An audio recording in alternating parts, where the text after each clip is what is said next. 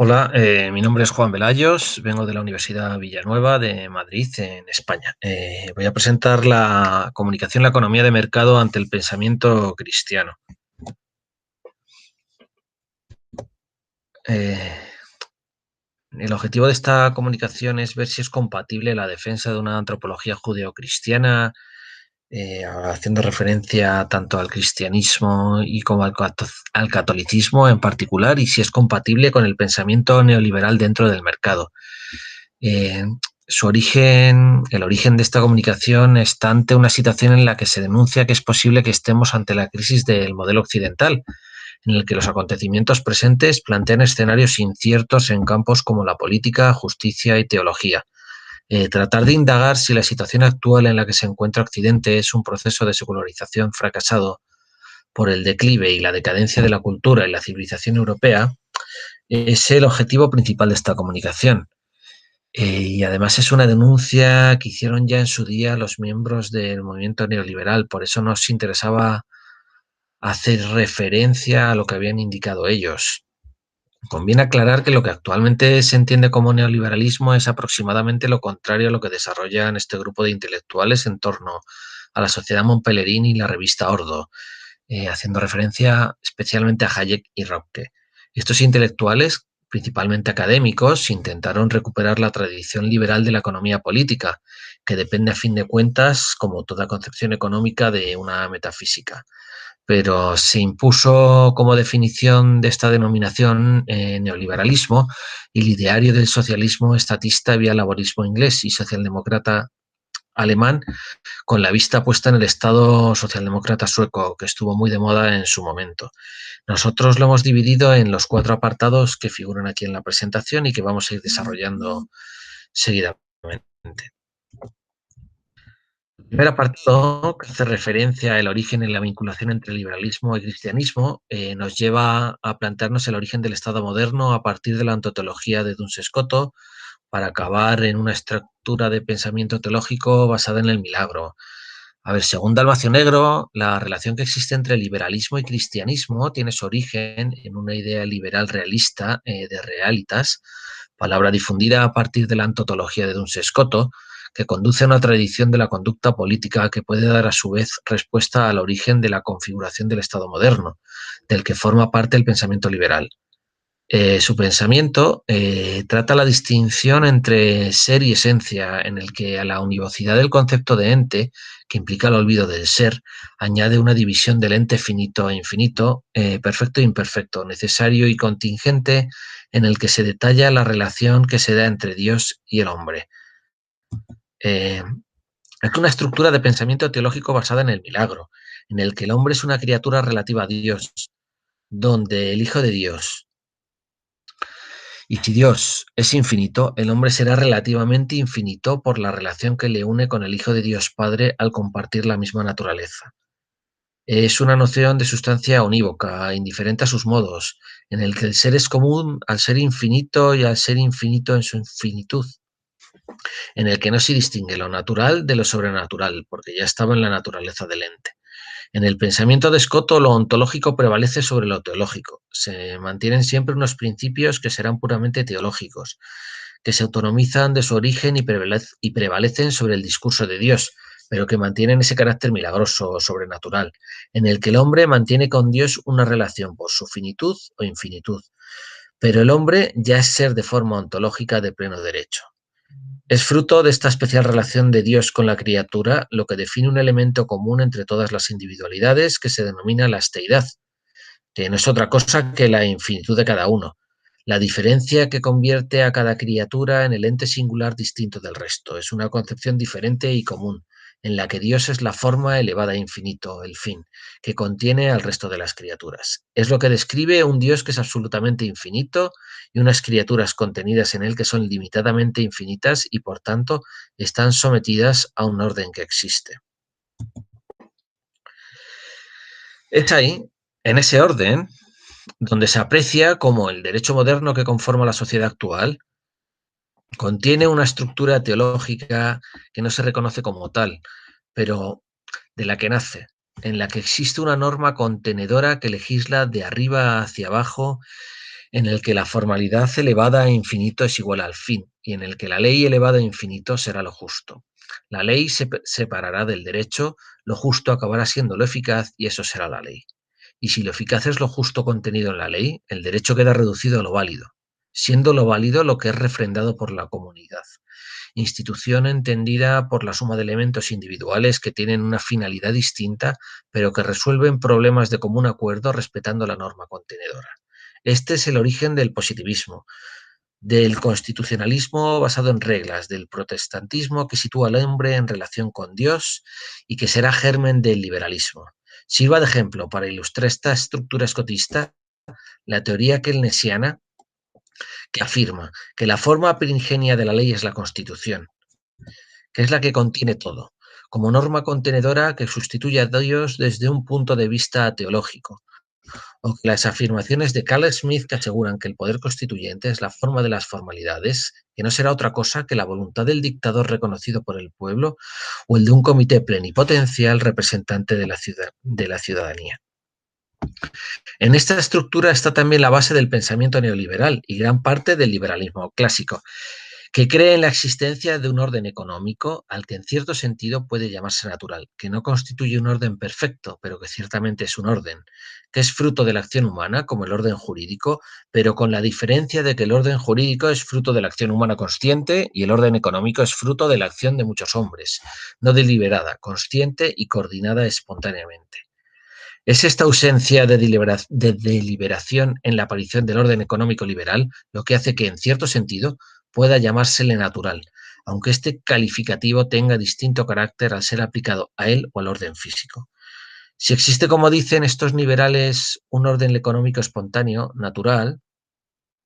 el Estado y el ciudadano se encuentran dentro del mismo marco de actuación, el mercado.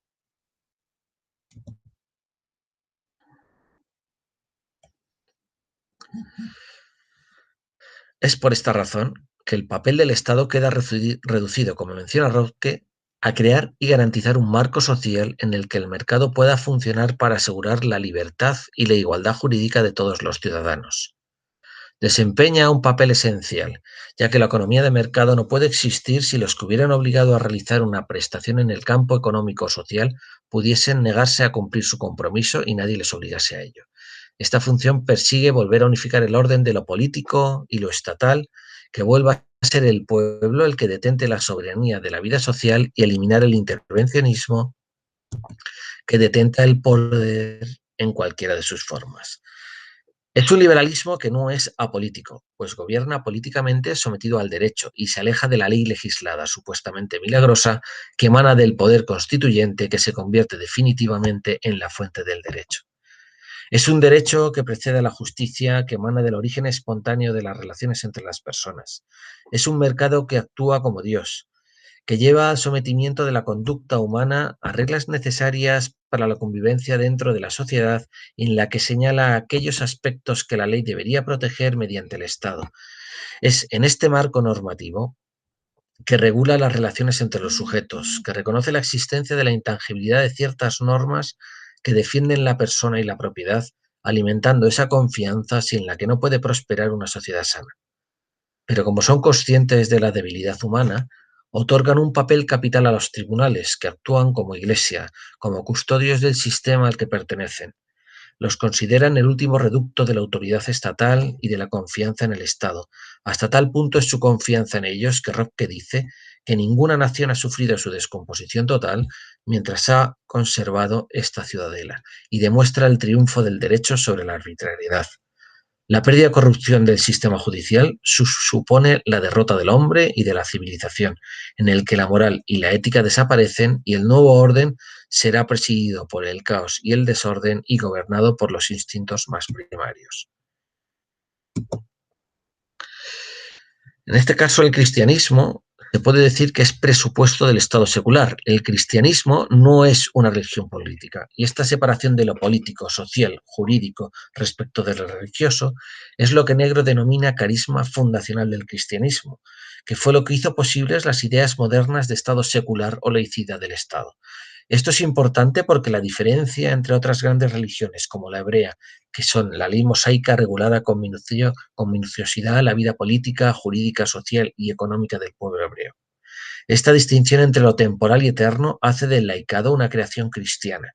Señala la distinción entre la autoritas de la Iglesia y la potestas de los gobiernos temporales. Es una división y separación del poder y mayor garantía de las libertades, lo que la convierte en una religión para todos los estratos sociales, para ricos y pobres, a la que todos están sometidos independientemente de su condición, en la que la legitimidad solo puede otorgarla una instancia distinta, exterior y superior a lo legitimado. De ahí que, en virtud de la distinción eclesiástica entre lo religioso y lo laico, se distinga entre legítimo con connotación moral y legal con connotación jurídica. Esa distinción es el punto con el que se identifican los neoliberales, más los ordoliberales como Röpke, en su concepción del mercado como orden superior que se rige por un concepto de legítimo con connotación moral, en el que afirma la existencia de la intangibilidad de ciertas normas que defienden la persona y la propiedad como requisito indispensable sin el que no puede prosperar una sociedad sana. En definitiva, el cristianismo es defensor del Estado secular y como tal lo reconoce parte del neoliberalismo, que ve en la Iglesia a la educadora y constructora de Europa, una institución eminentemente política que tal vez sea la más política de todas las instituciones, pero su misión política consiste en ser un contramundo en el mundo, lo que no es politizable ni neutralizable. ¿Existe la compatibilidad de gobierno limitado neoliberal con el ideal cristiano? En este caso, ambos abogan por la protección de los económicamente más débiles para tratar de alcanzar un sistema económico lo más justo posible. Ambos tienen una doble desconfianza a la excesiva riqueza y a la miseria extrema, pues hace difícil la práctica de la virtud. Es verdad que la riqueza y la pobreza pueden desarrollar virtudes, pero todas ellas en grado heroico, y no cabe duda que el hombre, que no puede cubrir sus necesidades alimentarias, y si además contempla a sus seres queridos o familiares en una situación de desamparo, se hallan tentaciones a las que con frecuencia sucumbe, y tanto el cristianismo como el neoliberalismo creen en una distribución de la riqueza que asegure a todos un mínimo de bienestar para contribuir a la creación de un buen clima moral y facilitar la práctica de las virtudes. Sin embargo, los liberales son críticos con el concepto de igualdad actual, especialmente con las ideologías que tratan de otorgar protagonismo a determinadas minorías mediante regulaciones que son más impositivas que niveladoras en lugar de proponer mecanismos correctores que sean realmente sociales. El neoliberalismo rechaza el humanitarismo emocional de la solidaridad con un objetivo cortoplacista, porque el objetivo de la virtud de la justicia es lo que se debe, que es el jus, el derecho de toda persona, en el que la justicia social lleva a comprender la importancia de que todos los ciudadanos se sientan responsables por el bien común, que no pueden sencillamente delegar este deber de justicia y solidaridad en el Estado. El Estado solo ayuda y asiste a las comunidades e individuos menos favorecidos a cumplir con sus tareas, sin hacerse cargo de estas. Es un auxilio temporal del que no puede hacerse responsable por no ser un sustituto de la comunidad.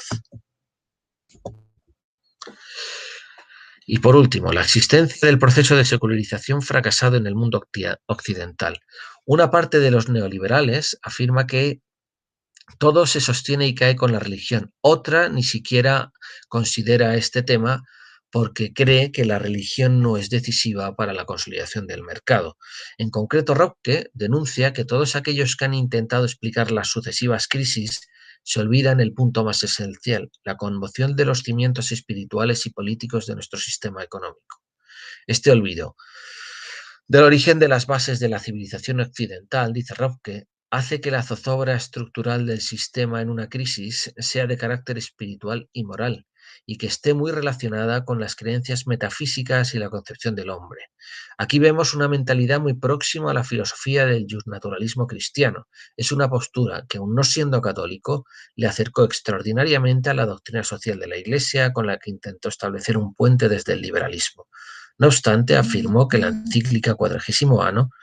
es un manifiesto de los más impresionantes y que el mundo habría hecho bien si se hubiera impregnado de esta doctrina social y de esta tradición espiritual de la filosofía social cristiana. En conclusión, Parece claro el origen teológico del Estado moderno occidental, incluida su secularización, así como la identificación de las ideas neoliberales con los ideales cristianos, lo que nos lleva a que tal vez sea cierto que el abandono o rechazo del cristianismo por los propios europeos y otros occidentales, hostilizado por el modo de pensamiento ideológico que implica la repulsa de la civilización cuyo centro es Europa, sea cierto, y si el cristianismo emigrase de Europa, no desaparecería únicamente la tradición de la libertad. Desaparecería Europa como cultura y civilización y desaparecería un liberalismo que es muy nuestro. ¿Vale? Muchas gracias. Hasta luego.